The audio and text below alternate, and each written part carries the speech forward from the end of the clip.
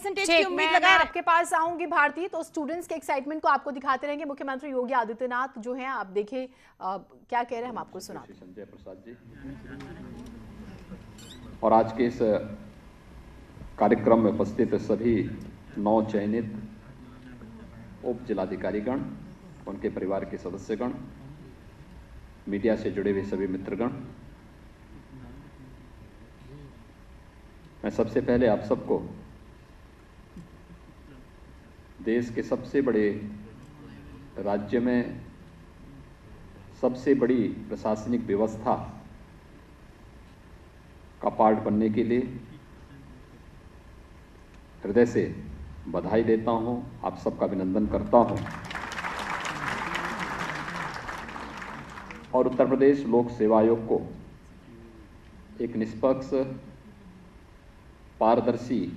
चयन की प्रक्रिया को समयबद्ध ढंग से आगे बढ़ाने के लिए हृदय से धन्यवाद भी देता हूं। हम सब जानते हैं कि उत्तर प्रदेश में सरकारी नौकरियों की प्रक्रिया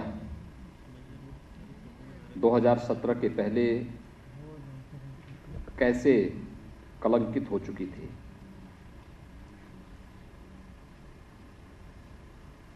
भाई भतीजावाद, जातिवाद, भ्रष्टाचार इस कदर पहुंच गया था कि माननीय न्यायालय को उन सभी प्रक्रियाओं की सीबीआई जांच करने के भी आदेश देने पड़े थे और उसमें बहुत सारी जांचें न्यायालय के आदेश पर सीबीआई जिसमें अभी भी जांच कर रही है। ये वास्तव में प्रदेश की युवाओं के जीवन के साथ, उनकी प्रतिभा के साथ न केवल खिलवाड़ था, बल्कि उन्हें कुंठित करने के कुत्सित मंशा के तहत पिछली सरकारों के द्वारा की गई शरारत का भुक्तभोगी उत्तर प्रदेश का युवा होता था। पिछले 4-4.25 वर्ष के दौरान हम सब ने आदरणीय प्रधानमंत्री जी के प्रेरणा और उनके मार्गदर्शन में शासकीय नौकरियों को पूरी निष्पक्ष और पारदर्शी तरीके से संपादित करने के लिए आयोग और बोर्डों के माध्यम से जो प्रक्रिया आगे बढ़ती है उसको ये व्यवस्थित रूप से आगे बढ़ाया और आज मुझे बताते हुए प्रसन्नता है कि जो ये बोर्ड और आयोग अव्यवस्था, भ्रष्टाचार, भाई भतीजावाद के अड्डे बन चुके थे और उसके कारण अनिर्णय की स्थिति पैदा हो गई थी। इस जड़ता को दूर करते हुए प्रक्रिया में तेजी लाने, निष्पक्षता लाने, शुचिता और पारदर्शिता पूर्ण तरीके से इस नियुक्ति की प्रक्रिया को आगे बढ़ाने के परिणाम बहुत अच्छे ढंग से सामने आ रहे हैं। एक भी नियुक्ति उत्तर प्रदेश की आज के दिन पर हम लोग विगत 4.25 वर्ष के दौरान 4.5 लाख के आसपास सरकारी नौकरियों में प्रदेश के नौजवानों को नियुक्ति पत्र दे चुके हैं और कोई भी हमारी चयन की प्रक्रिया न्यायालय में लंबित नहीं है। पूरी पारदर्शिता के साथ, पूरी ईमानदारी के साथ, पूरी निष्पक्षता के साथ इस पूरी कार्रवाई को आगे बढ़ाया गया और सभी आयोग और बोर्डों से भी यही आग्रह किया गया कि वे पूरी ईमानदारी के साथ इस प्रक्रिया को आगे बढ़ाएं। योग्यता, मेरिट और आरक्षण के नियमों का पूरा पालन करें। किसी भी प्रकार से किसी भी व्यक्ति या किसी भी बाहरी व्यक्ति को आपकी प्रक्रिया में हस्तक्षेप करने का अवसर नहीं मिलना चाहिए और प्रदेश के युवाओं को उनकी प्रतिभा, उनकी योग्यता और उनकी क्षमता के अनुरूप उनका स्थान प्राप्त ही होना ही चाहिए। ये जो सरकार की दृढ़ इच्छा शक्ति थी, आज उसका परिणाम भी देखने को मिल रहा है। मुझे बहुत प्रसन्नता है कि आज नियुक्ति पत्र वितरण का एक कार्यक्रम उत्तर प्रदेश पीसीएस की 2019 की परीक्षा के परिणाम के फलस्वरूप आज यहां वितरित हो रहा है। अभी 6 महीने पहले मैंने 2017-18 के भी नियुक्ति पत्र वितरित किए हैं। आप देखिए कितना, यानी 17-18 के नियुक्ति पत्र भी 21 में ही हमने वितरित किए हैं और आज आपको भी हम नियुक्ति पत्र यहीं पर दे रहे हैं। यानी पहले अनिर्णय के शिकार थे, अराजकता के शिकार थे, अव्यवस्था थी, लेकिन आज उस प्रक्रिया को कितनी तेजी के साथ आगे बढ़ाने का कार्य हुआ है। आज यूपी पीसीएस की उप जिलाधिकारी के चयन की इस प्रक्रिया में नियुक्ति पत्र वितरण का एक कार्यक्रम इस बात का प्रमाण है। स्वाभाविक रूप से जब प्रदेश के अंदर योग्यता, क्षमता और मेरिट को ध्यान में रख करके इस प्रक्रिया को आगे बढ़ाया जा रहा है, तो सरकार की भी यही मंशा है आपसे, सरकार आपसे भी अपेक्षा रखता है कि आप भी उसी निष्पक्षता के साथ, उसी पारदर्शी तरीके के साथ किसी भी नागरिक के साथ, प्रदेश का कोई भी व्यक्ति हो, उसे भी इस प्रक्रिया का पार्ट बनने, उसे भी न्याय प्राप्त करने, आपकी प्रशासनिक सेवाओं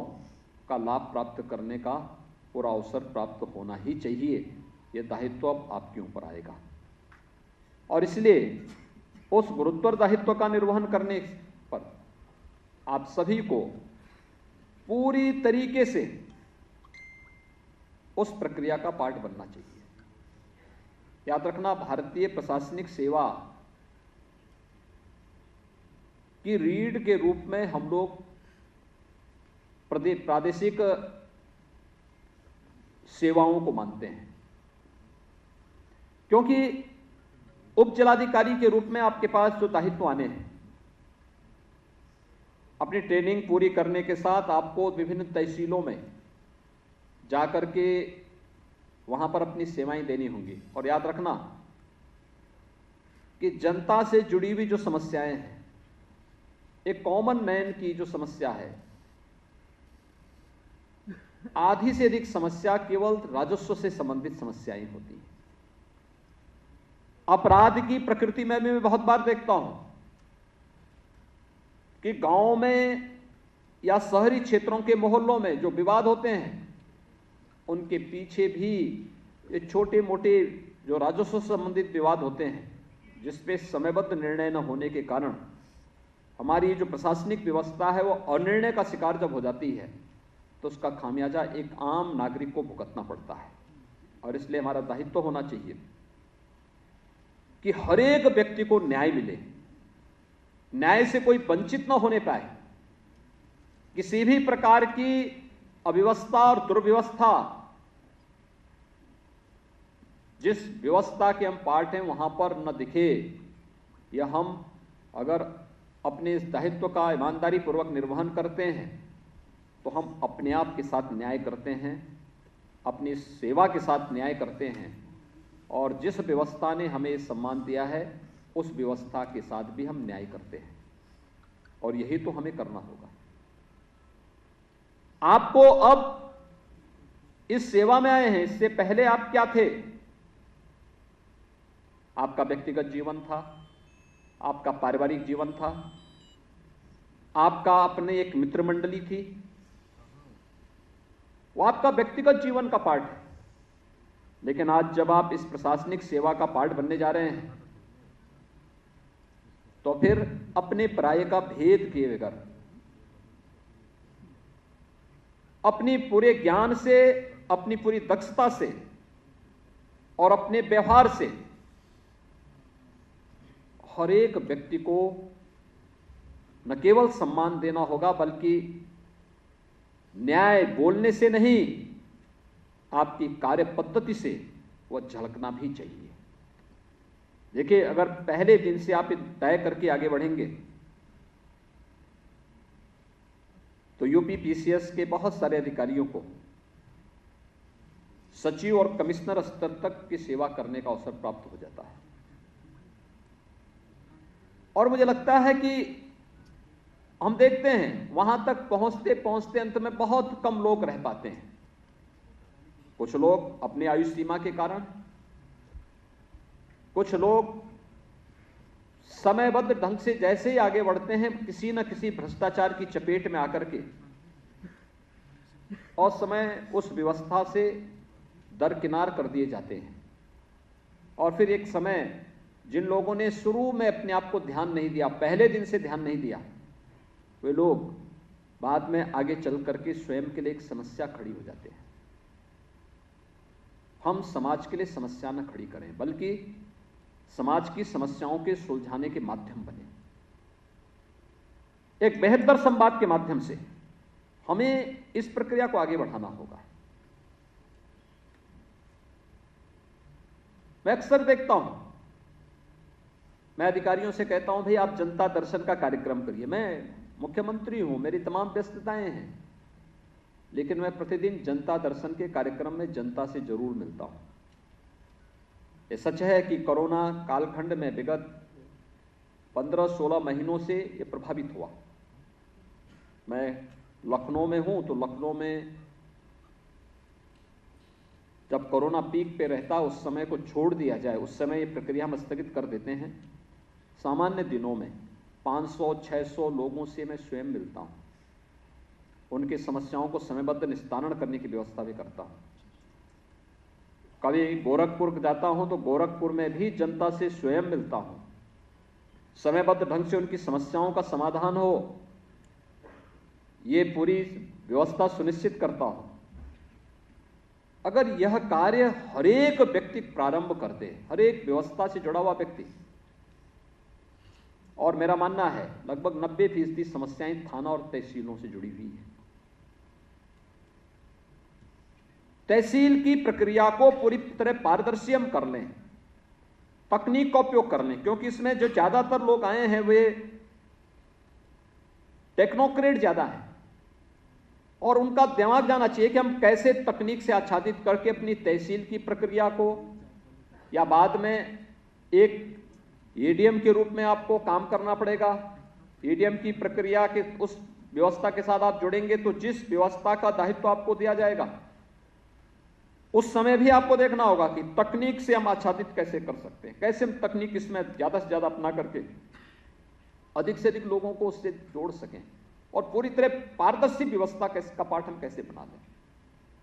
याद रखना, जो व्यक्ति आज गलत काम कर रहा है, कुछ महीनों के बाद या कुछ वर्षों के बाद वो गलत काम का भंडाफोड़ सामने आने लगता है, और जब उस चीजें सामने आती हैं तो फिर एक नई जांच की प्रक्रिया शुरू हो जाती है उसके खिलाफ, और फिर प्रमोशन से डिमोशन, फिर उसके बाद बर्खास्तगी तक ये पूरी प्रक्रिया आगे बढ़ जाती है। हमारा प्रयास होना चाहिए कि पहले दिन से हम इस प्रक्रिया को प्रारंभ करें, तकनीक का अधिक से अधिक उपयोग करने का प्रयास करें। हर एक व्यक्ति को केवल बोलने से नहीं, बल्कि वह जब हमारे पास आए तो उसको लगना चाहिए कि हाँ मुझे न्याय मिल गया है। अगर हर एक स्तर का अधिकारी समयबद्ध ढंग से जनता की सुनवाई करने लग जाए और समयबद्ध ढंग से उसे न्याय देना प्रारंभ कर दे तो जनता बड़ी संख्या में यहां वहां जाकर के अपना समय और अपने पैसे को बर्बाद नहीं करेगी। वो अपना समय का उपयोग बेहतर तरीके से आगे किसी अन्य कार्य के साथ कर सकती है।